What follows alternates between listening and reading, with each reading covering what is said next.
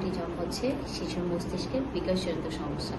এটা কোনো রোগ নয়, যেখানে শিশুর মধ্যে সামাজিক প্রতিবন্ধকতা, যোগাযোগ প্রতিবন্ধকতা এবং পুনরাবৃত্তিমূলক আচরণ দেখা যায়। এটাকে বিশেষজ্ঞরা অটিজম স্পেকট্রাম ডিসঅর্ডার বলে থাকেন। আমি Nasrin audiologist, speech language pathologist. অটিজমে আক্রান্ত শিশুর বিকাশে 3টি ক্ষেত্রে বাধাগ্রস্ত হয়: সামাজিক সম্পর্ক স্থাপনে, যোগাযোগ স্থাপনের বাধাগ্রস্ত এবং আচরণের ভিন্নতা। অন্য কোনো ব্যক্তির প্রতি আগ্রহ না থাকা, কে কি করছে সেদিকে খেয়াল না করা এবং অন্যের আচরণ বুঝতে না পারা।